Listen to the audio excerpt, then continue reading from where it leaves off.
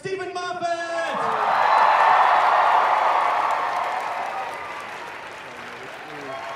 The Long Walk. Also, playing Missy this season, Michelle Gomez!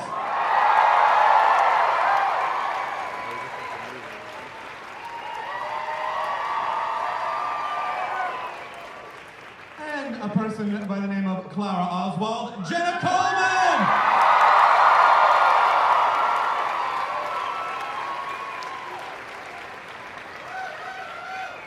And, guys, this is his first appearance at a Comic-Con, Peter Capaldi!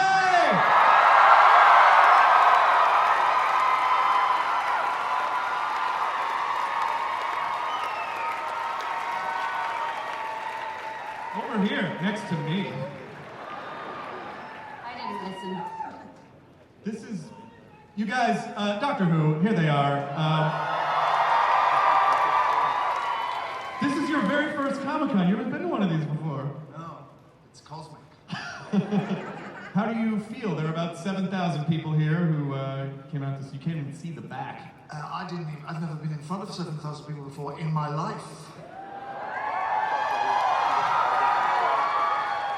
I can't hear them all though properly.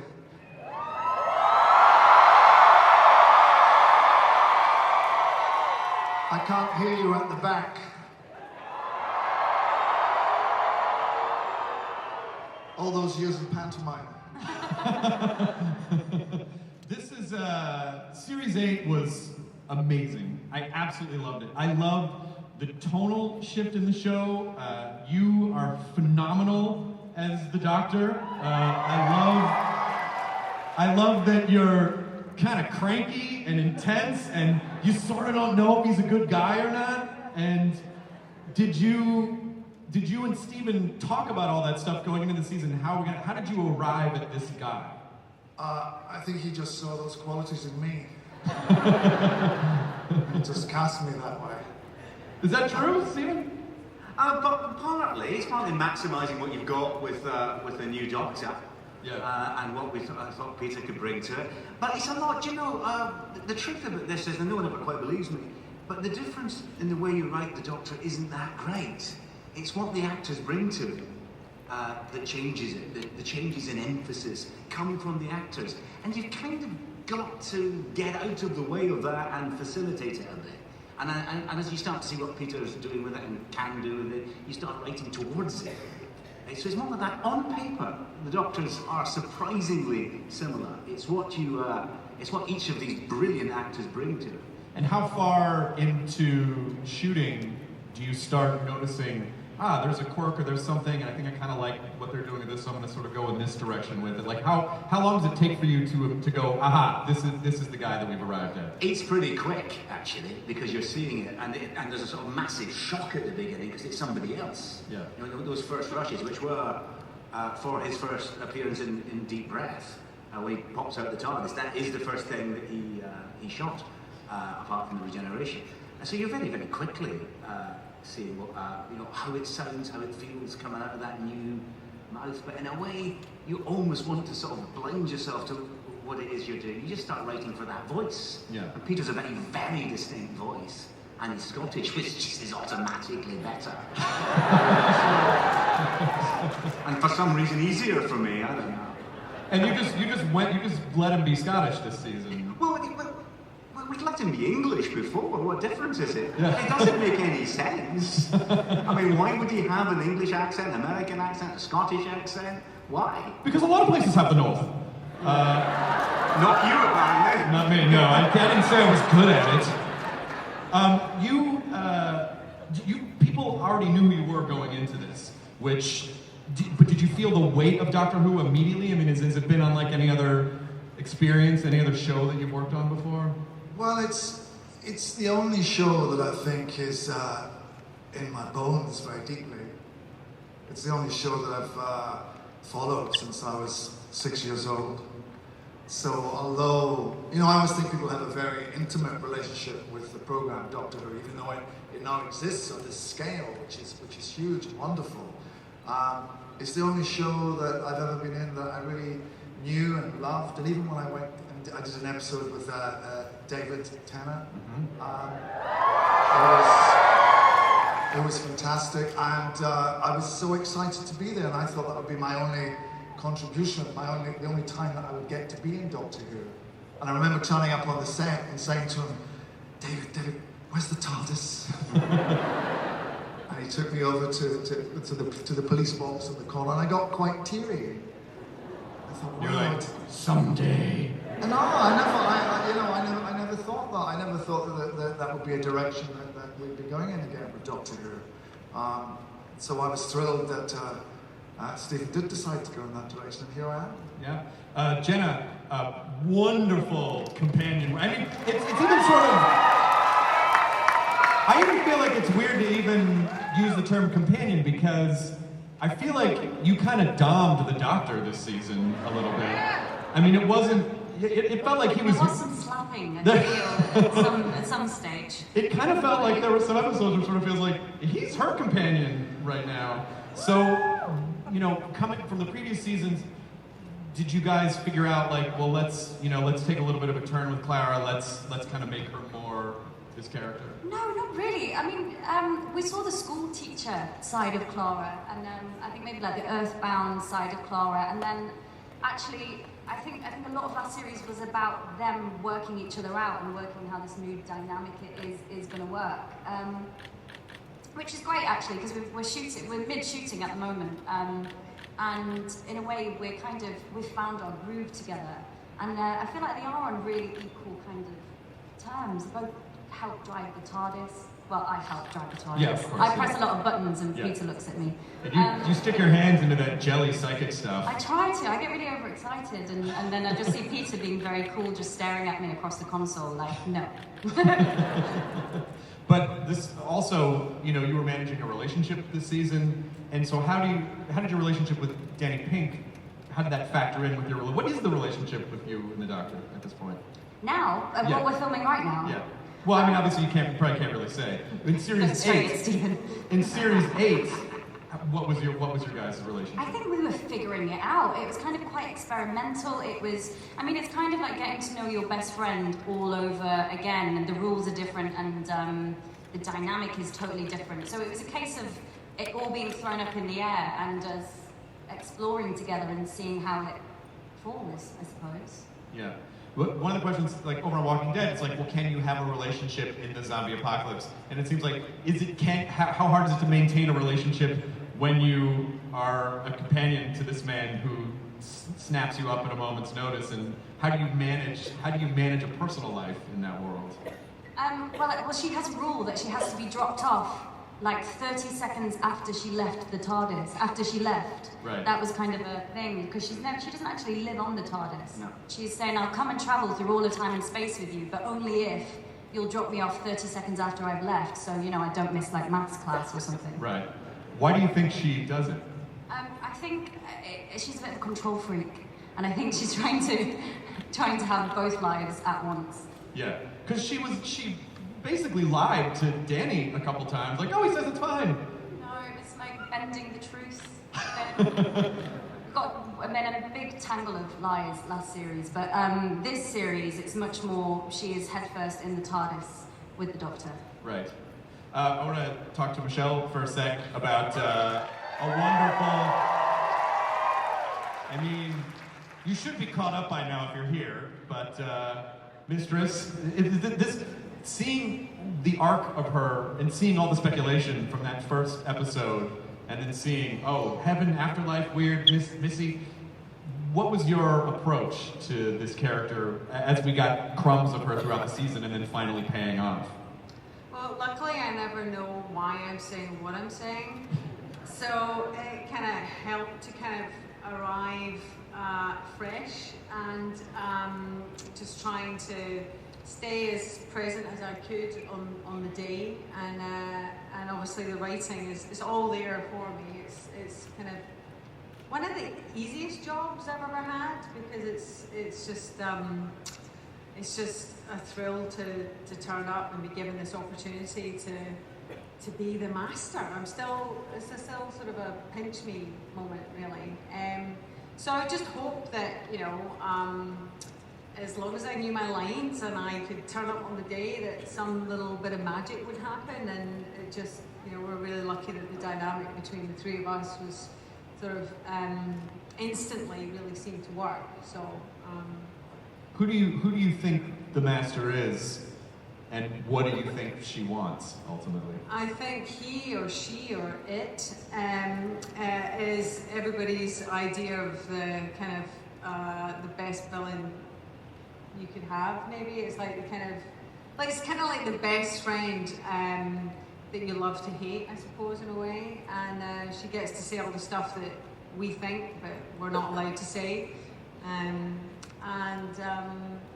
She just has a kind of attitude where the rules don't apply to her, and it's that makes it really fun to play.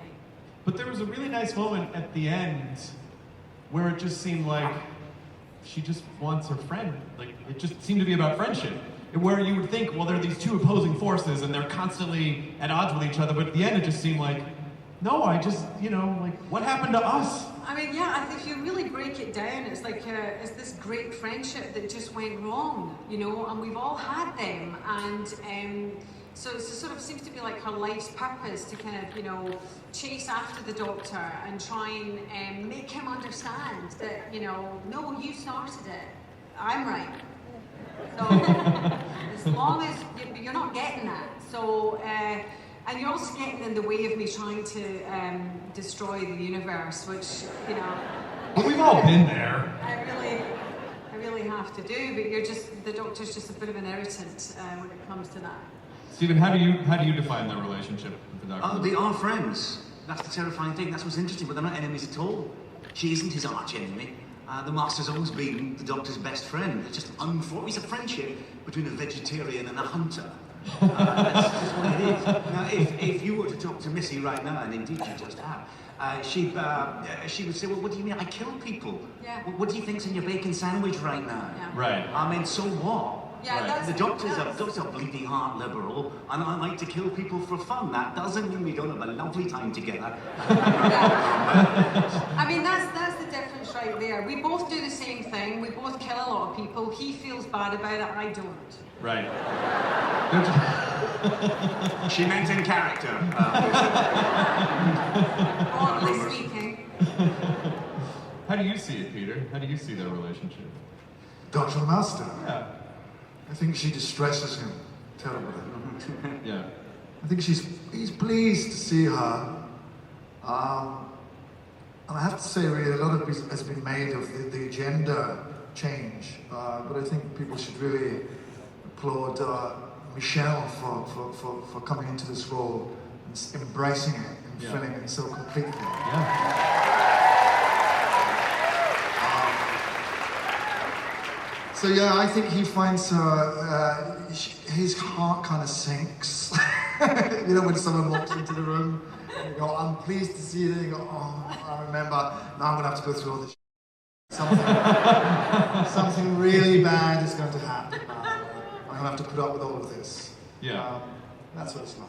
Yeah, because basically, up until he spent so much of his time thinking, I'm alone in the universe, I'm the last of my kind. Oh, I'm not. Oh, that's the one that survived. Crap.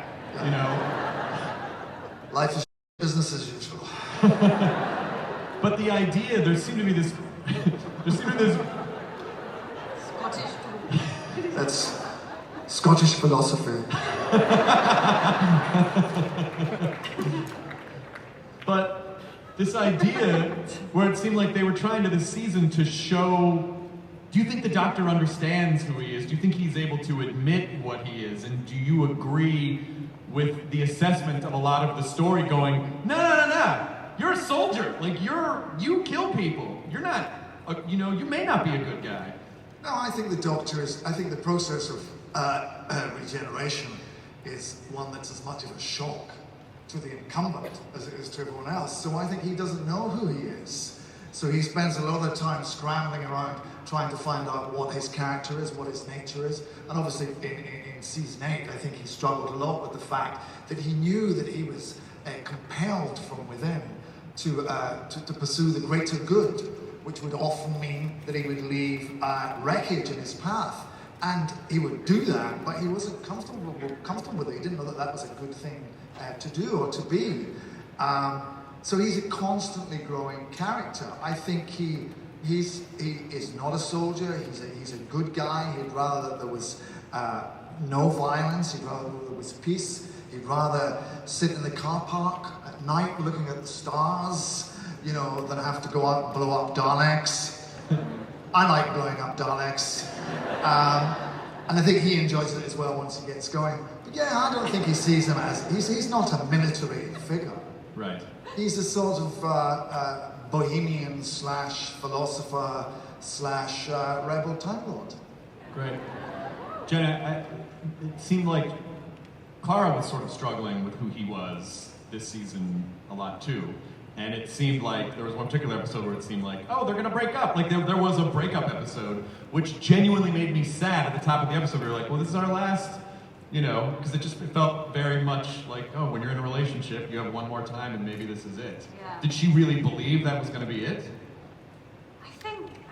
I think she got scared, actually. I think it's the Kill the Moon episode you're talking about, where they had the big Barney at the end. And yes. Yeah. I think she got scared and suddenly didn't feel safe, maybe for a moment, because she was so used to having the 11th Doctor. She was familiar with how it was working, and then suddenly your best friend changes his face, and who knows what to trust anymore. So I think it was...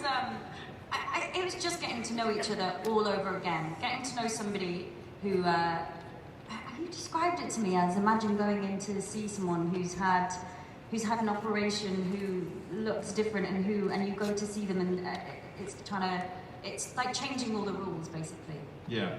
And do you think she's starting to get to a comfortable place? Oh yeah, they're very much team. I think after the end of last series, they found their groove, and they're very united in the TARDIS, kind of eating up all of time and space with reckless abandon. Excellent. What could possibly go wrong? So going into this season, from the transition from last season to this season, how did you feel? Was there anything different any direction that was different that you wanted to go, or just now that you've been in his skin for a while, Yeah. What's Series 9 been like?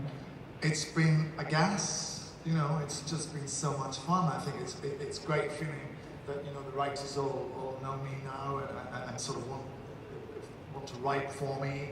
And I think because Clara and the Doctor feel more in a groove, I think that they're really enjoying being the luckiest people in all of history, because they get to play with this immense toy box, which is time and space and the universe, and they throw themselves recklessly, you know, into the pursuit of adventure, which is lovely. That's a whole kind of different tone. That's a whole kind of, you know, it's daredevil, it's fun, it's witty, and it's clever.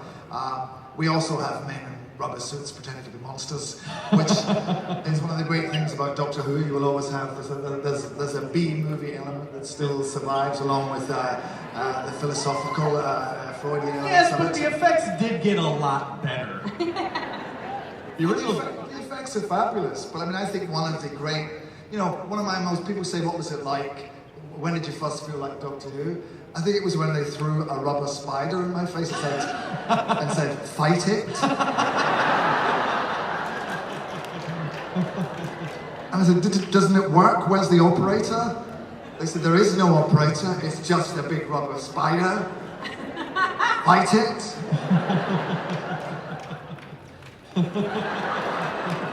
So yeah, that was great. How's Series 9 been for you? Me? Yeah. Oh,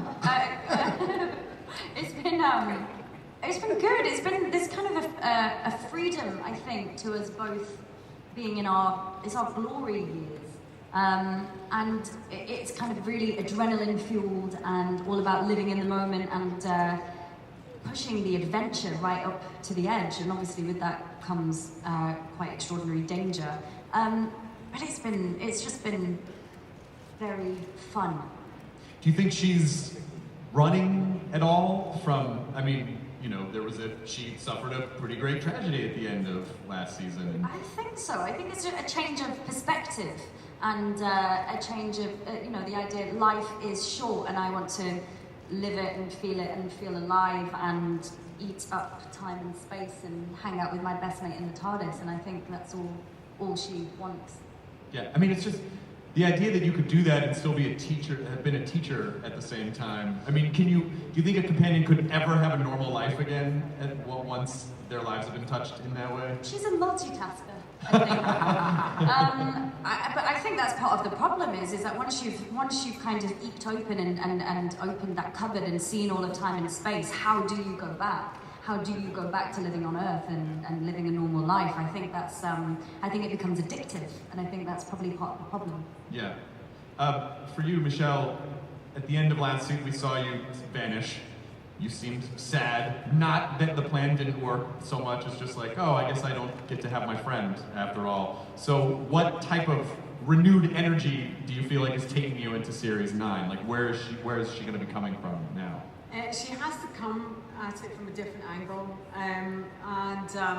which is kind of surprising and exciting to play as well. It's a slightly different dynamic to her, and to be honest, I still can't quite believe that they've asked me back, and so I'm still kind of relishing that, and so there's something that's slightly different to her, and I don't know whether it's because in the time it's taken to finish the last series and then come to this one, what she's been doing in between, we can only imagine, probably taking tea with the Queen.